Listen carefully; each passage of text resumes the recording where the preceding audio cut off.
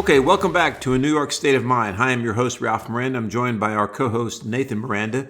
And we're going to recap the Yankees' first series of the 2026 season as they open on the road at Oracle Park in San Francisco, a 3-game set with the San Francisco Giants.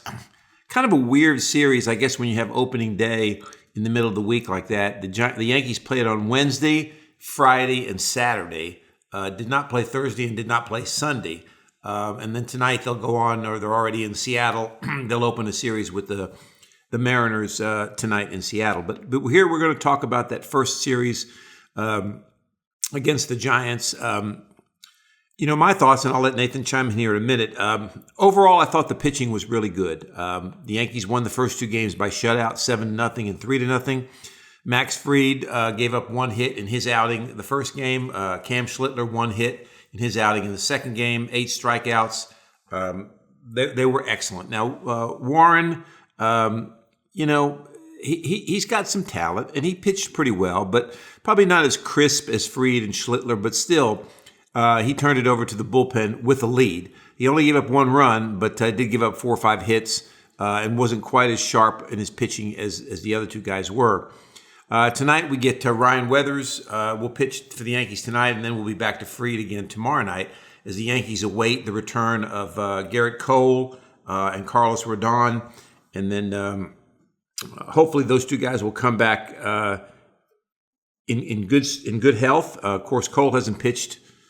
Gosh, he hasn't pitched since the 2024 season. He started out last year in the spring before he had his surgery.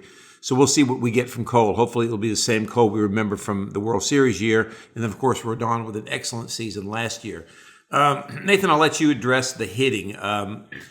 You know that I've said all along that I kind of lamented the fact that the Yankees kind of ran back the same roster that they had last year. And, I didn't see anything that leads me to believe that they're going to be a better offensive team this year. Now, Giancarlo Stanton has come out of the gate on fire. I mean, he's had 3 straight multiple hit games. Judge has hit a couple home runs, although that's all he's done. Those are his only 2 hits right now. And other than that, I didn't see a lot. What were your thoughts? I think you're right in saying that offensively they'll be pretty much the same Yankees team as last year, which was pretty good for most of the year. I mean, Judge, 50-plus home run season.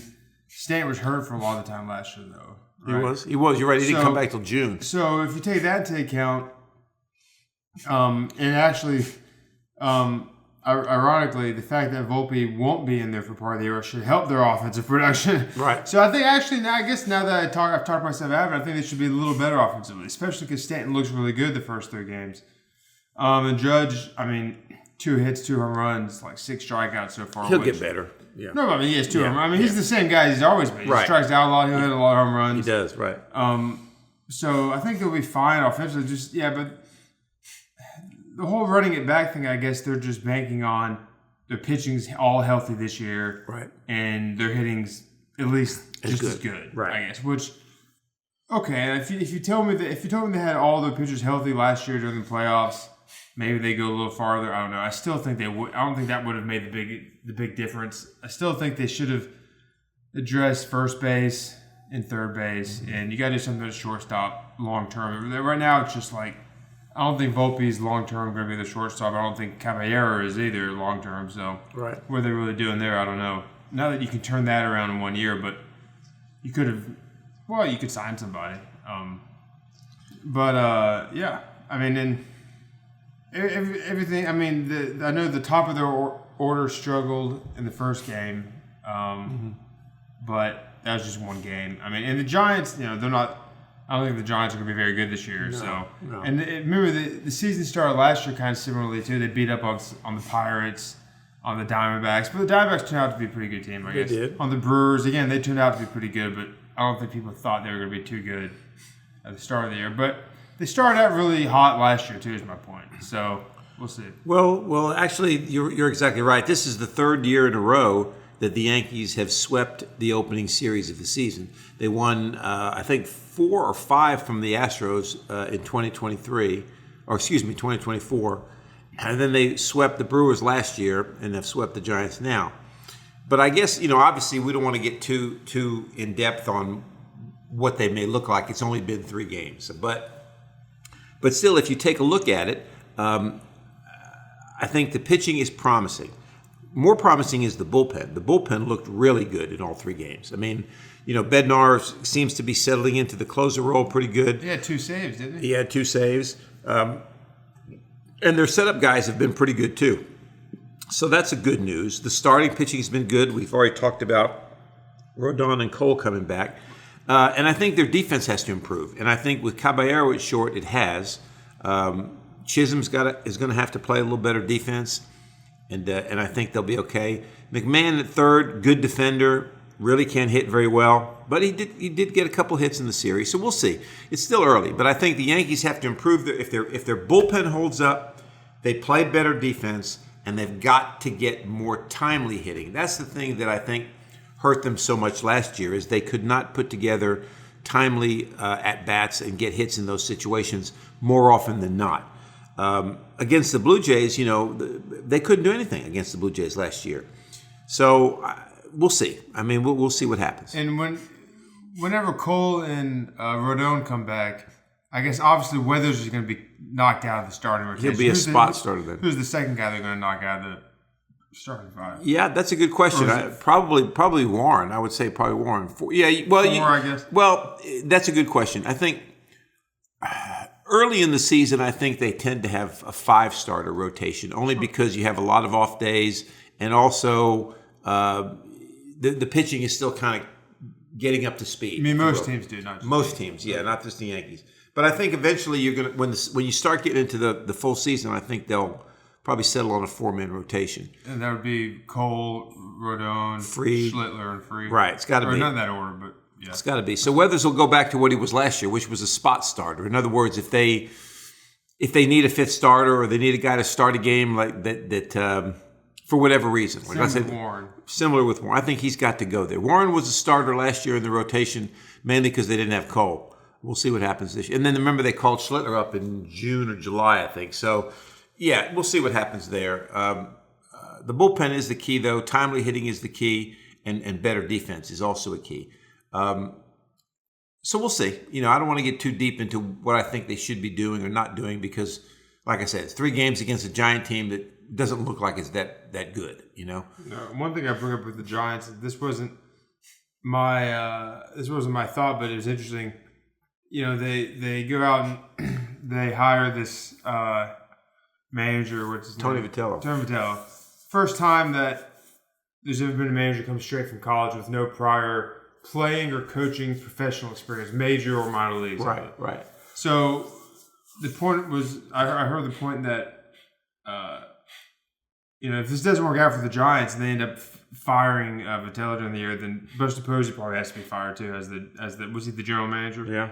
Because you don't really go out on a limb like that and do something that off the wall, and when it doesn't work out, keep your job, right? I mean, no, I agree with you, but I agree with you 100%. But here's the thing that you have to consider. We talked a lot about this last year, if you remember, is the trend nowadays to hire managers who are puppets, for lack of a better way to say it. In other words, the general managers are making the calls a lot of time. Who to play, analytics, who to play in this situation, who to play in that situation. Now, that doesn't mean that when things go bad, they're not going to fire the manager, right? Because it's like the old saying from the National Treasure movie, somebody's got to go to prison, Ben. And it's usually not going to be the general manager, unless the owner gets involved. Right? Well, I was going to say, you're right, but you could find teams have been doing this for the last decade. You can find a puppet who has major league experience. That's the point. That's true. So if you hire somebody who doesn't and it doesn't work out, not only is the manager going to be fired, but I think the general manager should be fired probably. Well, right? Because otherwise, what are you doing? No, you're exactly right. And I think the bigger issue here is, how do I want to say this? Let's say, as much as I think the Yankees should have another manager, Aaron Boone did play in the major leagues, okay? So let's take a manager like that, okay? If a team is struggling, right, a guy's struggling, and you go up to him and you give him some advice, it has more meaning if he played the game.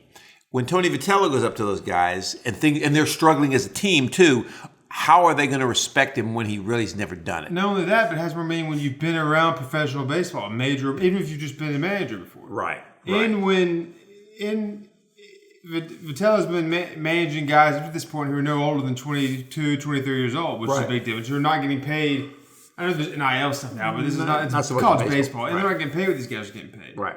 And they're older than, well, I don't know if they're older than him, but it's a different situation. So that too. Right. No question. Now, I'm not saying it's not going to work out. It's just been 3 games against one of the better teams in the American League. But I'm just saying if it doesn't and they end up firing him, why should Posey keep his job? For making a move that was a head scratcher at the time that people didn't think would work out. So if it doesn't, why do you keep him? Right. I guess for the same reason that the Yankees have kept Boone all these years, and he's made some head-scratching decisions as a manager, not so much as a hiring anybody. So I don't know. We'll see what happens. I mean, we'll see what happens. That's a different situation. Yeah, he was a former Yankee, and he was. He hit that big home run in 2003 to send the Yankees to the World Series. I know Posey has a lot of pull in San Francisco too, though. He does. So I think that helps him. If he was just a run-of-the-mill general manager who did this, he might be gone if they end up firing the manager. But he's so kind of, I guess beloved in the city that maybe that's. He won an MVP, I think. So he is. I think he is. So yeah, so that's kind of where we're going from there. Like I said, really early. It's hard to tell much. It's hard to tell much about hitting right now, even though these guys went through spring. If you watch some of the spring games or look at some of the rosters and some of the box scores, guys like Judge and Stanton, they might have 1 at bat, right, in a game, and then they pull them out. Or they might have 2 at bat. So they're not really getting a lot of live action in the spring. Now, this year, some of them got more action in the World Baseball Classic, so that helped. But I still think when you go back to facing live pitching, real pitching in the major leagues, it takes a little while to get up to speed, okay? Because they really didn't face that great at pitching in the spring, and definitely not in the World Baseball Classic. So we'll see what happens as the season starts to progress. I think the Yankees do need to, similar to what they did last year, except that they lost it, is build a cushion. Stack up as many wins as you can early in the season, okay? That way you've got a little bit of a cushion when you hit your slump, And they're going to hit a slump. Every team does. The only teams I remember that haven't is the 1998 Yankees, who went 114-48. So we'll see. Again, still early. So that kind of wraps up our initial series. We'll have a lot more coming up as the Yankees play in Seattle this week. That'll be a good series. Seattle probably should have been in the World Series. I mean, they had the 3-2 lead on Toronto and kind of blew it at home, and then went to Toronto and lost it again. So we'll see what they do against the Mariners. The Mariners are a good baseball team.